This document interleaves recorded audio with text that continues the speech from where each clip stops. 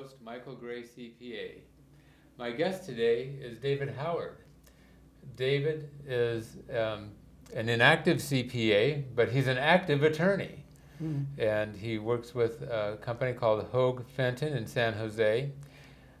Been both a lawyer and a CPA for over 40 years, only yesterday. Yeah. And has now become, well, as I said, he was a tax partner at Deloitte, LLP, was a tax partner there for over 20 years. And at Deloitte, he developed tax strategies for multinational corporations. Whenever I tried to get a hold of David, he was usually like in Geneva or someplace. I mean, he was always on the run. Anyway, he also worked with Silicon Valley startups, family corporations, corporate executives, and wealthy individuals. And his former clients encouraged him to return to practice when he retired from the CPA business. He's taught extensively, including the California CPA Society, NYU Taxation, New York University, San Jose State Masters in Taxation program, and a lot more. Lately, David has found himself busy helping clients get in compliance with information reporting requirements for offshore financial accounts, offshore gifts, offshore trusts from foreign sources and so forth, and the applicable forms, which is the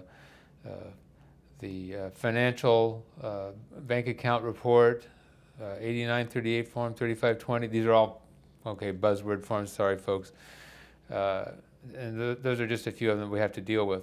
It deals with many well-meaning individuals who sort of got stuck with this situation of having an offshore account, and then the IRS is now involved in some sort of action related to it, and this area, as we're going to discuss, has very large penalties, and so David is a valuable person to have on your court.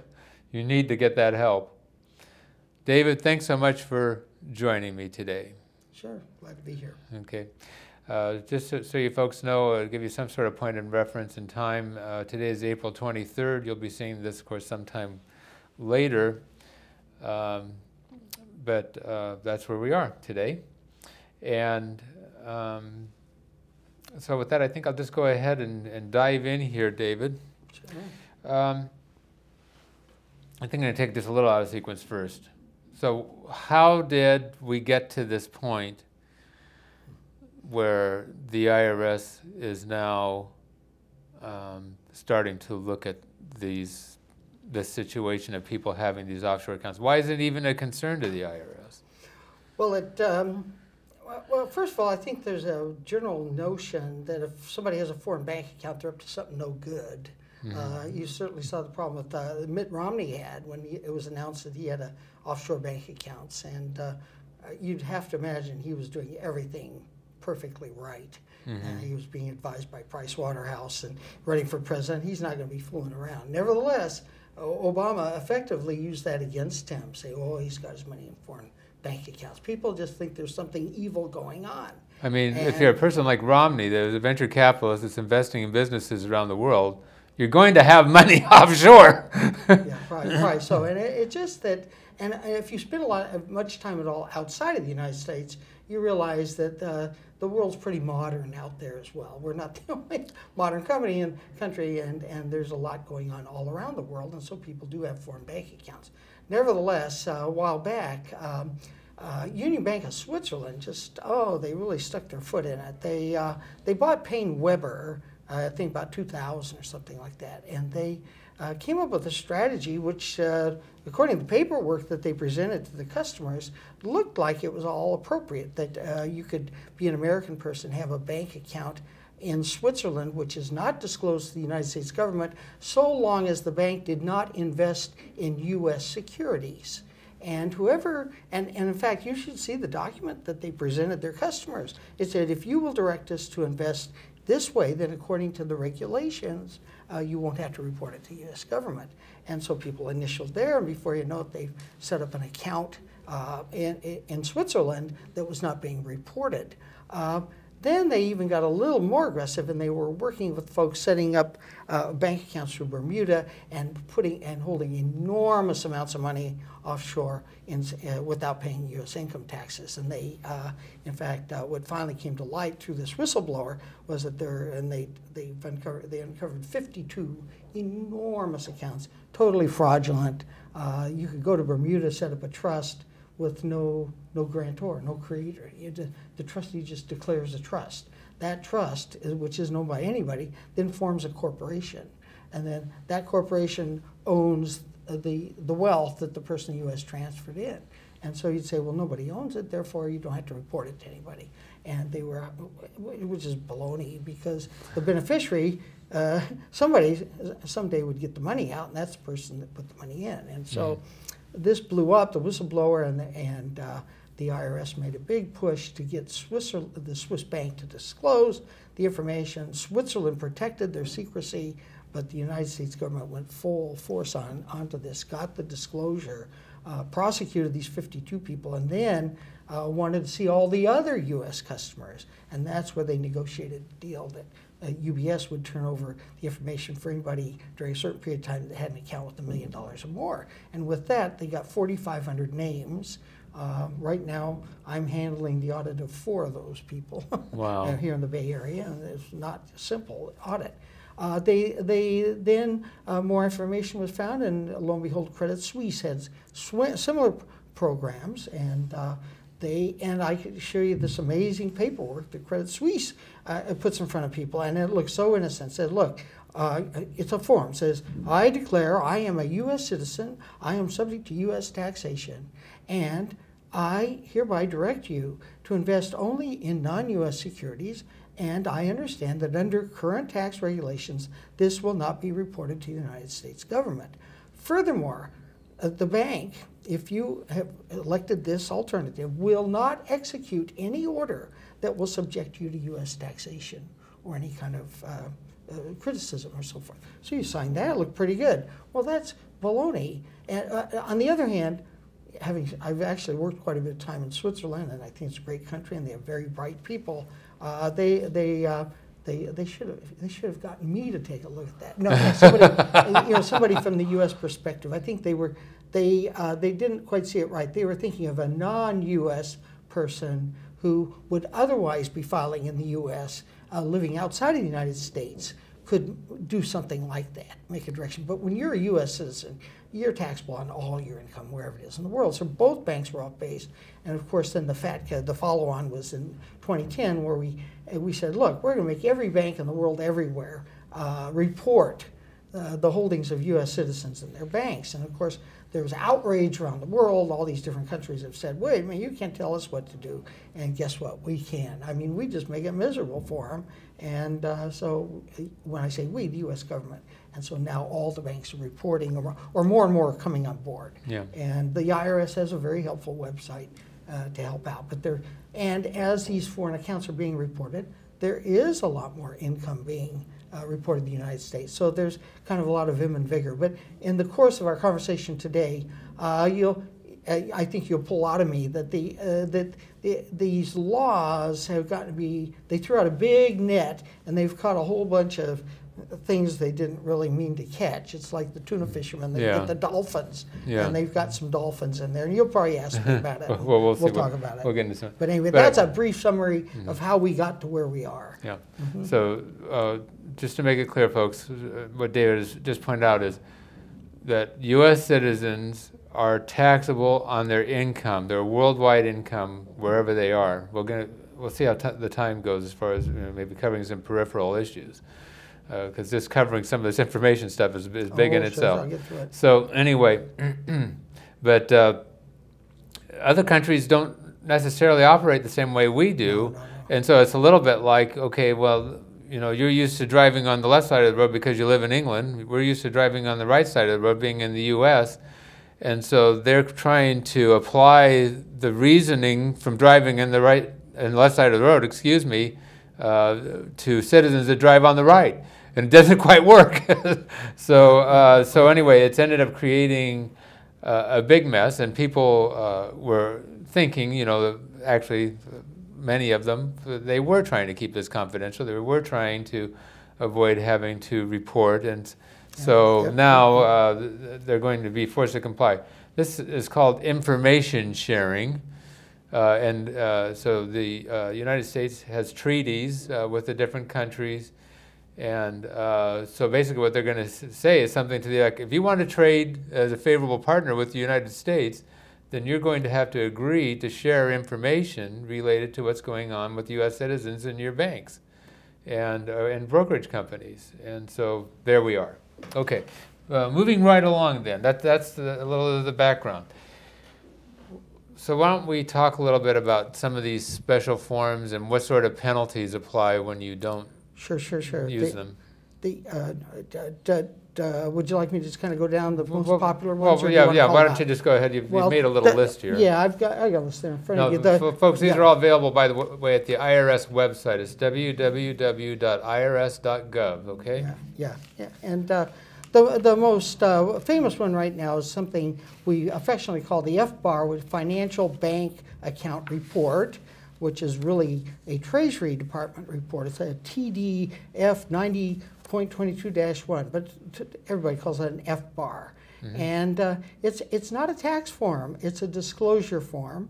You don't technically file it with the IRS. It's not in the Internal Revenue Code. This is in the Treasury Department Code. And what they want you to disclose is the fact that you have, now listen to this, a beneficial interest in a foreign account that collectively, it could be several accounts, it hits more than $10,000 in a year. Now, beneficial interest means it's your bank account, you own it. It could be your grandmother sets up a savings account, and it's for you, and when she dies, it'll come over to you, but you're on the name of the ownership.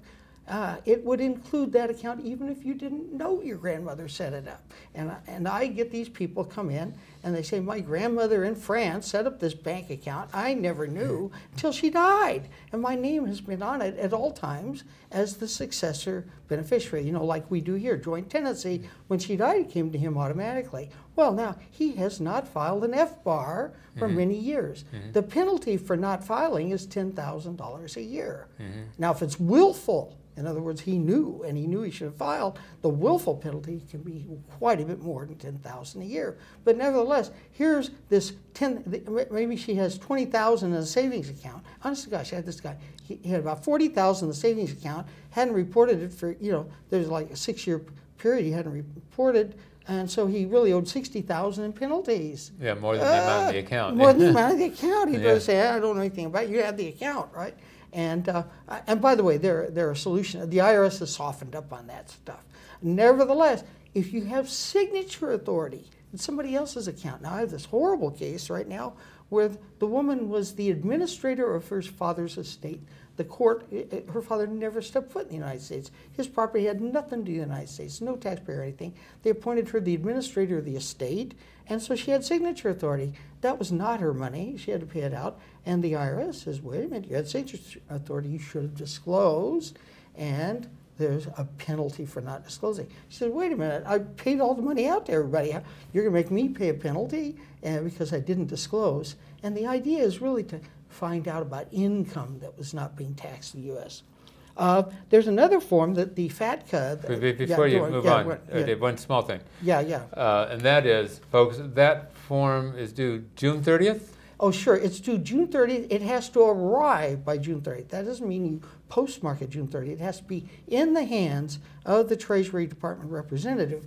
And if you were to hand carry that to the IRS on June 29th, that's not the delivery. It has to arrive someplace like in Detroit. So if you walk into the office of the IRS on the 29th and say, will you accept this filing? They say, look, we'll put it in the inter-office courier box, but if it doesn't get there by tomorrow, you're dead meat. You'd be better off going to Federal Express. Yeah. And so you don't fiddle around with it. And typically your CPA, this is not a tax form. It's just a disclosure of the bank account form. Right. And he may say, look, I signed up to your tax form. I didn't sign up to do this other thing. When you come back to him, they say, CPA, I paid you all this money to do my return. Now I'm being fined $10,000. You should pay the bill. This guy said, wait a minute, that's not a tax form. That's a disclosure form, a bank account. So June 30th, there's no extension No extension. This does not relate to the due date for your income tax return. Nothing So this to- is something that's important to understand. There's another thing that I just learned recently, and I'm sure a lot of people have tripped up on this one.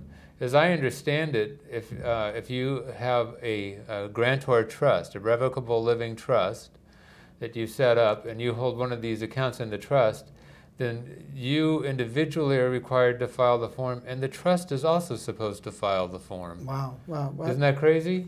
Now, So- now there are some exceptions. They've softened up, and I don't know if you want me to talk about the exceptions, but there are exceptions for people who are completely innocent, not willful. They've paid all their income tax. They just didn't know the form was due. Yeah. And if nobody's after them and they file the form, the IRS says we'll accept the late form to waive the penalty. Okay. Well, we can talk about that later. Yeah, we'll get let's try to hit some of the forms first, and then we'll move on to some of those. So, okay, next form then is the 8938. Well, this 8938 is a new form that just Right. come out. It's attached to your 1040, and this came in the 2010 law. And just like so many laws in this area of taxing people's offshore bank accounts, and this is an overlapping law. This law requires that you disclose financial assets, which would include a bank account or an investment account or other financial asset holdings that come up to, for an individual, I guess, $75,000 high water mark. For married filing jointly, it's like $150,000. It does overlap with the FBAR. And so even though you filed the FBAR and disclose your holdings on the FBAR, that you have an interest in a bank account, the 8938, again, if you hit the higher high water mark, you're going to have to also file this form. Failure to file is another $10,000 penalty, and this is attached to your tax return, your 1040. It is a statement attached. Also on your 1040, on the Schedule B, now near the bottom, on the 1040 Schedule B, where you show interest and dividends, Right. they ask you, do you have a foreign bank account? Do you have beneficial interest in a foreign account? Do you have signature authority? Yes, yes, yes, you better file. What countries? And so the 8938, little confusing because the assets are a little bit different in the 8938 because they're more investment type assets. Nevertheless, I'll answer a question that everybody asks, and that is, how about a rental property? Is that an investment asset that needs to be disclosed here? No, that's not. A rental property is not. But if you have a bank account associated with that rental property, and that account goes over $10,000, you better file the FBAR if it's outside the United States, and if that account goes up over 150 or so, whatever. Also, if you hold that, keep going. if you hold that real estate in a partnership, suddenly you may have a financial asset. Oh, I see what you're saying. Oh, good point. Good point. Smart guy. Yeah. No. So- yeah, you can screw it up. So it's called Statement of Specified Foreign Financial Assets. And so you might want to get a copy of that and read it carefully. Again, if you have a lot overseas. If you're over 150 any time during the year, if you're married, and then 100,000 at the end of the year, then you're required to file this form. Right. And unmarried, total value of your specified foreign financial assets is more than 200,000 on the last day of the tax year, more than 300,000 at any time during the year. Anyway, take a look carefully at this. Oh, excuse me, the other one. Yeah. No, it's 50,000 and 75,000 any time during the year for the unmarried taxpayers. The other one that I was talking about is for people who live outside the United States, where they have the higher threshold.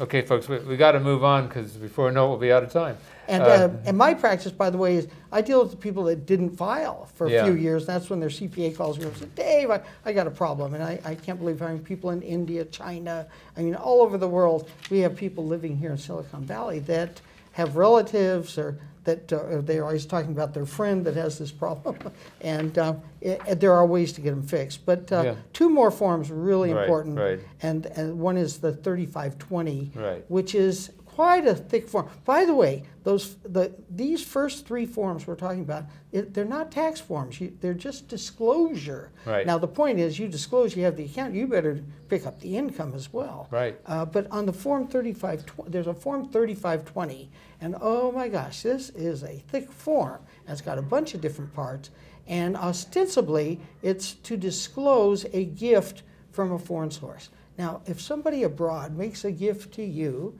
that's not a taxable event. However, if it's a gift from a foreign partnership or a corporation, the IRS would like to take a look at that distribution because typically businesses don't make gifts. Is this a disguised distribution of income? They want to take a look at it. And the threshold level of reporting a gift from a business or a partnership, a lot of people don't realize this, is about $14,000. It's $10,000 inflated from some period back. Now, for a gift to an individual, the IRS, under the authority of the section says the IRS can write regs, and the form instructions are the same as regs. They say if it's a gift from a person, it has to be over $100,000 before you have to disclose it. But man, if you don't disclose it, and it's non-willful, the penalty is $10,000. If it's willful, it's 35% of the amount of the gift. Plus, if the IRS says you should have filed one of these puppies, and they send out this demand notice, then there's an additional penalty of 5% per month, up to 25%, tacked onto the 35 as an additional penalty to continually not file this form to disclose the foreign gifts. You don't want to put a notice like that aside, folks. That's that one you want to respond to like right away. Then the 3520-A, holy smokes, this is an income tax return. And what they want you to disclose too is if you have an interest in a foreign trust. Right. And holy smokes, that's a bottomless pit of pitfalls for people. And what I'll tell you just real quickly, what was used to be done and what they're trying to get any way they can. Somebody that lives in some foreign country, never been here, not for one day of their life. Your citizen always have lived in Italy, but you have children in the United States. So you go to the island of Jersey, set up a trust, put a bunch of money into the trust, have them invest it, and then say, okay, annually distribute an amount out of the corpus of the trust to my children in the United States. Not the income. There's no, the income is accumulated in Jersey. There's no income tax. The income's accumulated, but make a distribution out of the principal equal to the amount of the income. And as that money comes out, that is that comes to you tax-free. And the IRS wants people here in the U.S. To report any beneficial interest in a foreign trust. They want to examine if there was income being accumulated, income that should have been distributed that they didn't pay out, and in that case, you have to file a 3520-A and pay the income tax on that income that wasn't paid out. This is a mire. I mean, it's a mess, and it's awful. But anyway, I'm probably using up our time. This is fun stuff, though. It is. Yeah, it's a fascinating area, and unfortunately, it does take time. We've only got about 5 minutes left, believe it or not. Should we talk about the Mexican guys, or you tell me what you want to talk about? Well, let's talk about it for just a moment. So what if you have a vacation home in Mexico? As I understand it, if the property is located close to the coast, then you have to have this trust format that we call a fideicomiso.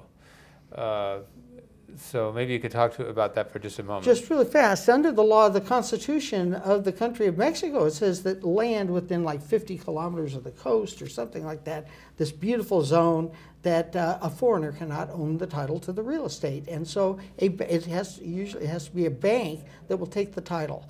And they will take as a trustee holding the title on behalf of you, the American, who actually owns the property.